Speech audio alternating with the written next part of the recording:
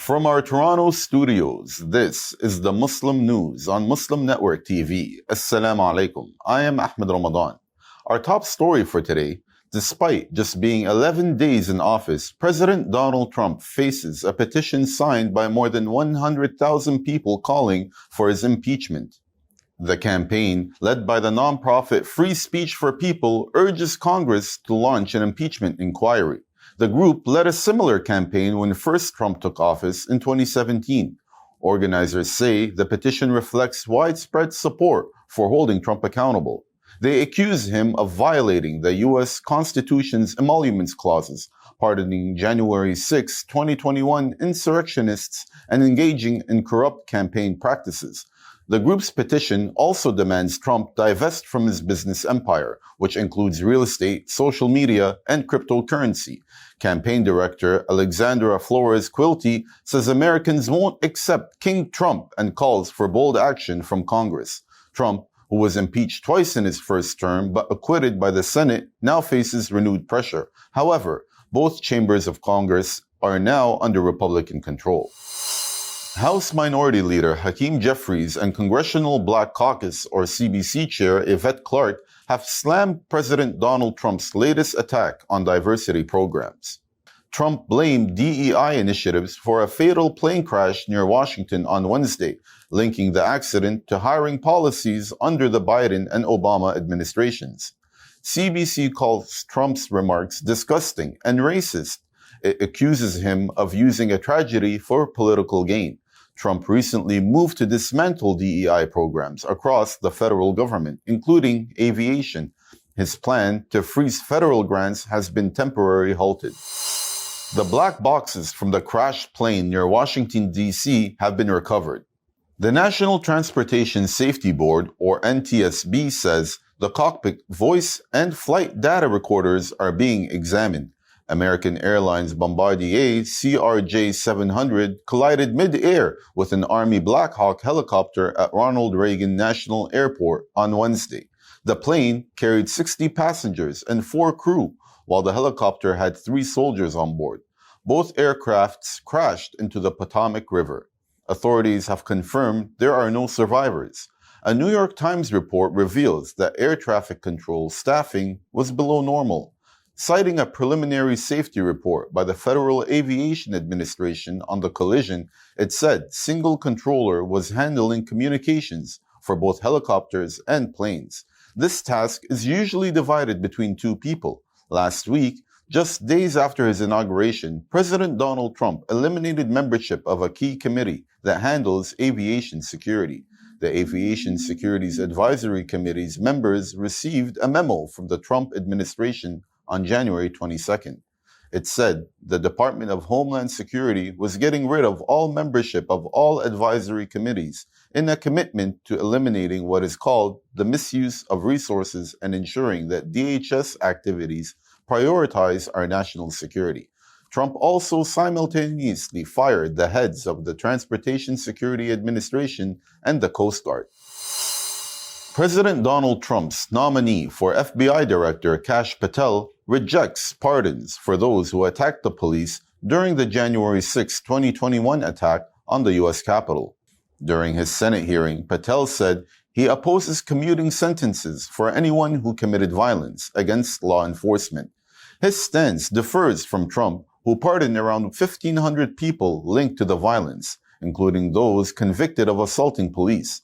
Patel distanced himself from the pardons but declined to comment on specific cases.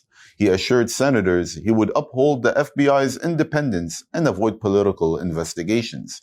Patel refused to say if he would charge former FBI Director Christopher Wray, instead stressing his focus on tackling violent crime and national security threats.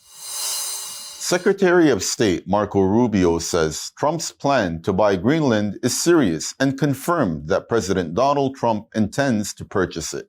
Speaking on Sirius XM, Rubio said the move aligns with America's national interests. Greenland, a self-governing territory under Danish control, remains strategically important due to its location and mineral wealth. Rubio admitted that the topic is sensitive and should be handled diplomatically, not publicly. He warned that open discussions could put Denmark in a tough position. Reports say Trump and Danish Prime Minister Mette Frederiksen had a tense phone call about the issue, worrying officials in the Danish capital, Copenhagen. Trump initially suggested buying Greenland in his first term, but Denmark firmly rejected it. Now, with his return to office, concerns are growing over a renewed push. New York recognizes World Hijab Day. Details come after the break. Stay tuned and we'll be right back.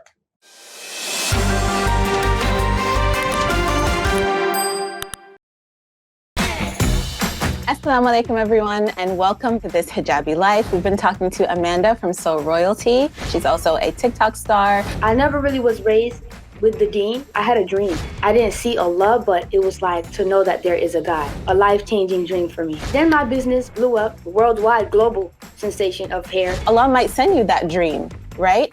And everything is through his qadr anyway, right? He's ever present in everyone's life. I became super materialistic. I had a near-death experience. Once I had that accident, it's like I had a whole paradigm shift. Like I just became more positive. These are signs. Every time I read the Quran, I felt light in my heart. I made a video on TikTok and it went viral, and then that's when it started, the modesty journey. I wanted to come out with a brand that can make people know that modesty is power. Just live in this dunya as if you're passing through. Every Saturday at 7 p.m. Eastern, only on Muslim Network TV.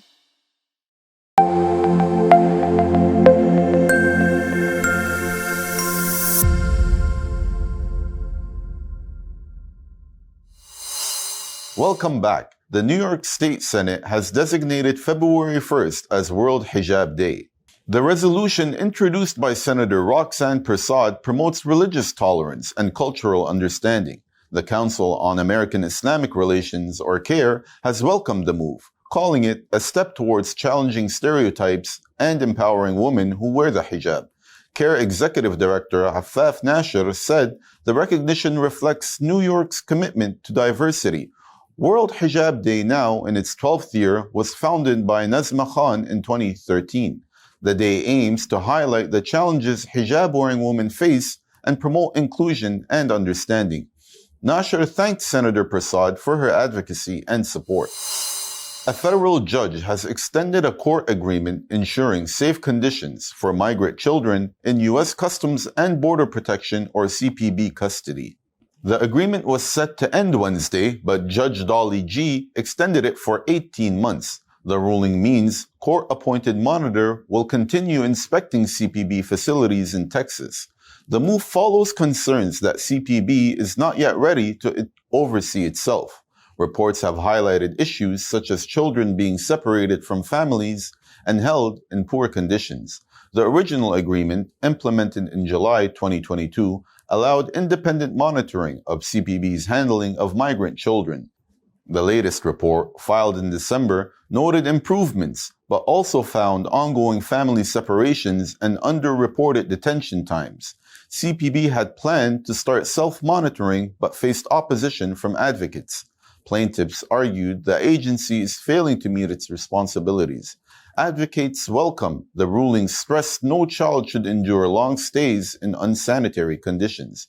Mishan Rowe, senior attorney for the National Youth Law Center, said children should not be forced to spend weeks inside a windowless pod in dirty clothes with no access to the outdoors. Meanwhile, Trump administration officials plan stricter immigration policies, which could increase detention times. CPP has not yet commented on the extension.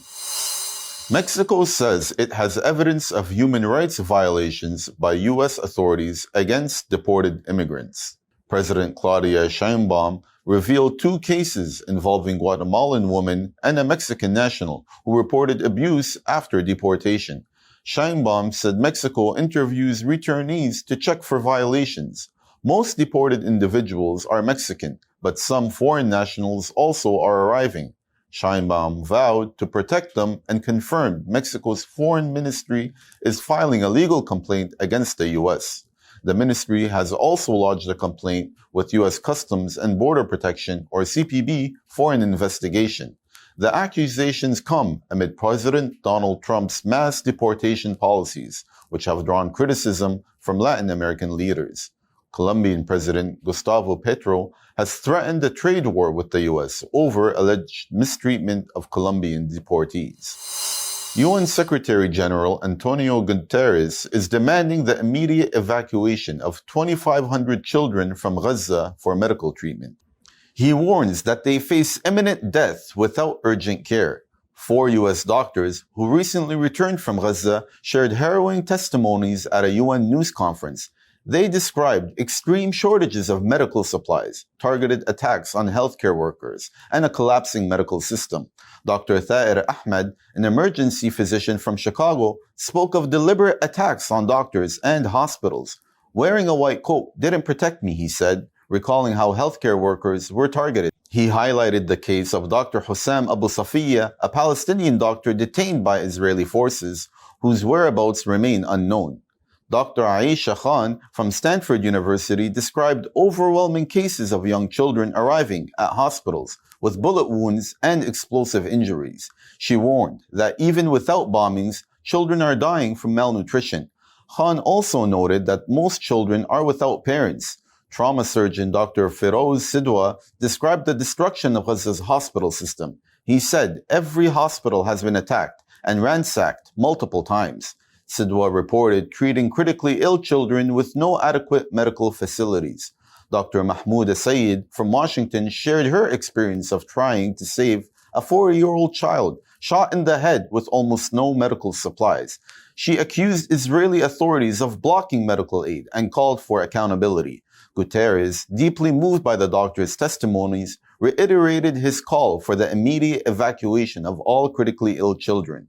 He warned that the crisis in Gaza is worsening and urgent action is needed. Palestinians returning to Tell al-Hawa neighborhood in southern Gaza City have encountered widespread destruction and rubble caused by Israel's genocide in the region. Following the ceasefire agreement between Hamas and Israel, Gaza residents are being allowed to return to their homes. They continue to struggle for survival in tents set up near their demolished houses. In addition to lack of shelter, they are also facing hygiene issues due to lack of clean drinking water and electricity, as well as the destruction of the wastewater drainage system in Israeli attacks. The large-scale infrastructure destruction has deepened the humanitarian crisis, yet Palestinians persist in returning to their land despite these hardships. Israeli forces have continued their military assault in the West Bank city of Tulkrum for the 5th consecutive day. Homes and infrastructure have been destroyed, and 5 young men were detained after a dawn raid. In East Jerusalem, Israeli police arrested 12 Palestinians celebrating the release of 110 prisoners under the Gaza ceasefire deal. In Jenin, Israeli forces killed 2 Palestinians a day after an airstrike in Tamun killed 10 people, including a 17-year-old. The Palestinian Health Ministry confirmed the Israeli army confiscated the bodies of the 2 victims. At least 66 others have been injured in Israeli attacks across the occupied West Bank. The Red Crescent said 3 women were wounded by Israeli shelling in Jenin. Israeli gunboats killed a Palestinian fisherman in Gaza despite the ceasefire in the region. Palestinian fishermen have been targeted repeatedly in recent weeks. Meanwhile, the families of Israeli prisoners held in Gaza accused Israel's Prime Minister Netanyahu of undermining the ceasefire deal. Speaking to Plus 972 magazine, Yehuda Cohen, whose son Nimrod, a soldier, was taken prisoner, said Israel was not just committing war crimes against Palestinians in Gaza, but committing crimes against Israeli soldiers. In Lebanon, Israel committed 15 new ceasefire violations, bringing the total breaches to 823 since the truce began. The latest breaches bring the total number of violations since the agreement came into force 66 days ago to 823.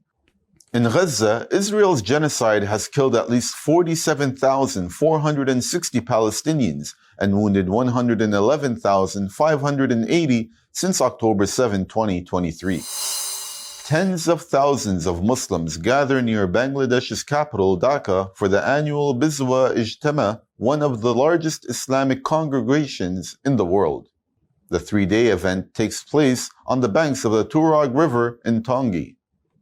Devotees from across Bangladesh and 72 other countries attend. Scholars from India, Pakistan, and beyond deliver sermons on Islamic teachings. This is the first phase of the event, which will conclude Sunday with mass prayers. The second phase runs February 3rd to the 5th, followed by a third phase from February 14th to the 16th. Security is tight, with checkpoints, cameras, and plainclothes officers deployed. Authorities say there are no specific threats, but ensure strict safety measures. Biswa Ijtema has been a tradition since the 1950s, bringing together Muslims in faith and prayer. More people continue to arrive, preparing for the final grand prayer on Sunday. That's all from our Toronto studios. Thank you for watching Muslim News. We are a community channel dedicated to bringing you stories you can trust. Please like, share, and subscribe to our content. You can also comment to let us know what you think of our coverage. You can donate now by visiting muslimnetwork.tv/donate. For more content, keep watching Muslim Network TV. Salam.